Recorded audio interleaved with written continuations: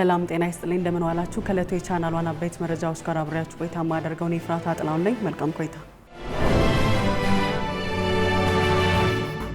የኢትዮጵያ ብሔራዊ ባንክ ለግብር ሰብሳቢ ተቋም ካስመዘገቡት የባንክ ሂሳቦች ውጪ ወደ ግልና ሶስተኛ ወገን የገንዘብ እንቅስቃሴዎች እየፈጸሙ ነው ላላቸው የንግድ ድርጅቶችና ግለሰብ ነጋዴዎች ማስጠንቀቂያ ሰጠ። ባንኩ በርካታ ነጋዴዎችና የንግድ ድርጅቶች ከግብር ሰብሳቢ ባለስልጣናት ቁጥጥርና ክትትል ለመሸሽ በሶስተኛ ወገን የሂሳብ እንቅስቃሴ ተግባር ላይ መሰማራታቸውን ደርሼበታለሁ ብሏል።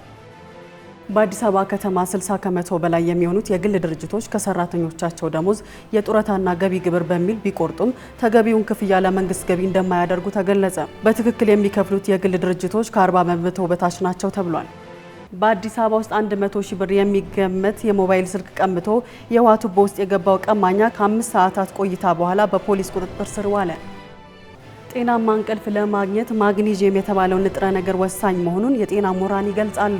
ይህም በቀን ውስጥ ለሴቶች 270 ሚሊ ግራም ለወንዶች ደግሞ 300 ሚሊ ግራም ይመከራል።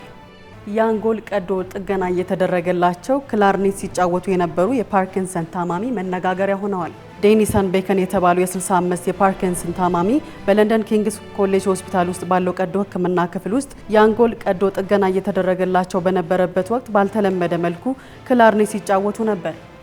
የአረቢካ ቡና በታሪክ ከፍተኛውን ዋጋ አስመዝግቧል። ከኢንተርኮንቲኔንታል የምርት ገበያ በተገኘ መረጃ መሰረት ለታህሳስ 2018 ዓ.ም አቅርቦት የሚውል የአረቢካ ቡና ከፍተኛ ዋጋ አስመዝግቧል።